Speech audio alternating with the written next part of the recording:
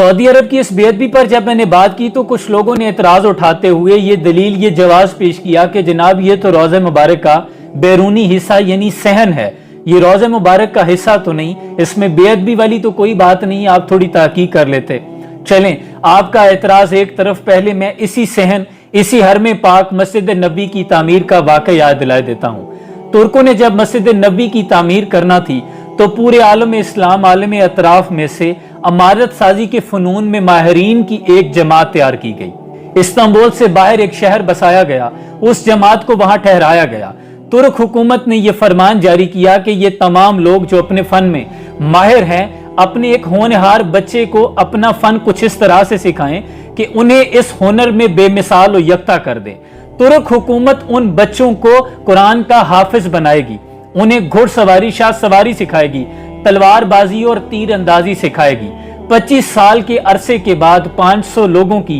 एक जमात तैयार हुई जो कि बाअमल कारी कुरान थे, जो शाह सवार थे, जो सच्चे सुच्चे बाअमल मुसलमान थे।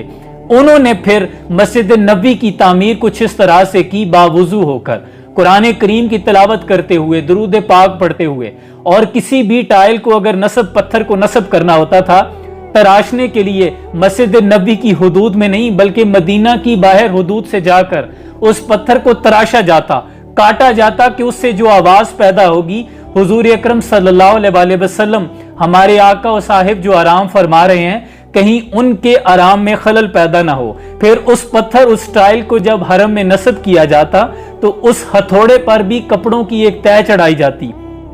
उसके बाद उस टाइल और पत्थर को यहां नस्ब किया गया और यूं रोजा मुबारक और इसके अतराफ का ये सहन, जिसे देखकर आप कह रहे हैं कि यहां गाड़ियां लेके चलना बेअदबी नहीं है, तो क्या वो तमाम तुर्क जो थे, जो इसकी तामीर में मशगूल थे, वो तमाम के तमाम लोग मोहब्बत में पागल थे? या सुल्तान अब्दुल हमीद सानी, जिसने मदीना के लिए रेलवे ट्रैक बिछाया था, और जब वो इंजन जो कोयले से चलता था मदीना की हुदूद में दाखिल हुआ, उसकी आवाज पैदा हुई, तो सुल्तान अब्दुल हमीद सानी इतने बड़े फरमा रवा बच्चों की तरह कंकरियां उठाकर उस इंजन को मारने लगे कि इस इंजन की इतनी जुर्रत कि मेरे आका के शहर में इसकी इतनी ऊंची आवाज कि मेरे हुजूर, मेरे साहब के आराम में से खलल पैदा होगा। इमाम मालिक, जिनके पास उम्दा नस्ल के घोड़े थे और मदीना की गलियों में वो इन घोड़ों पर सवार नहीं होते थे, वो कहते थे कि इमाम मालिक की भला क्या जरूरत कि मदीने की गलियों में घोड़ों पर सवार होके चलें। क्या वो तमाम तुर्क सलातीन पागल थे मोहब्बत में,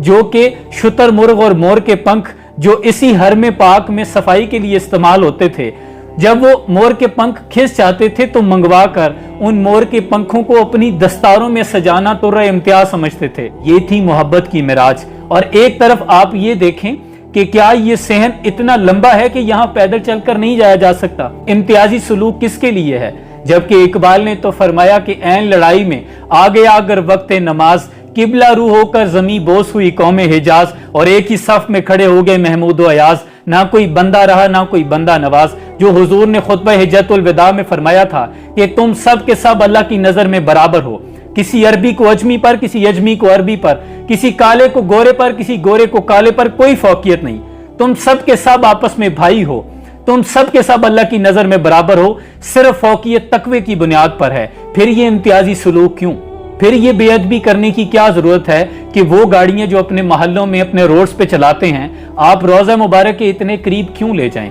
और वो लोग जो ये समझते हैं कि रोजा यहां से दूर है, मुझे नहीं लगता, मेरे नाक़िस इल्म के मुताबिक कोई 250-300 फीट का फासला होगा जहां पर ये गाड़ियां खड़ी नजर आ रही हैं। इस बेअदबी की कोई भी दलील, कोई भी जवाब नहीं बनता। अभी भी कुछ लोगों के ईमान अगर मुतजलजल हों तो उनसे सिर्फ इतना कहूंगा कि इकबाल ने फरमाया था, इकबाल यहाँ नाम न ले इल्म खुदी का, मौजू नहीं मकतब के लिए ऐसे मकालात, और बेहतर है कि बेचारे ममूलों की नजर से पोशीदा रहें बाज के अहवालों मकामात, और भरी बज़म में राज की बात कह दी, बड़ा बेअदब हूँ सजा चाहता हूँ। अगर फिर भी आपको समझ ना आए तो फिर अल्लाह मान, अल्लाह हाफिज, सलाम।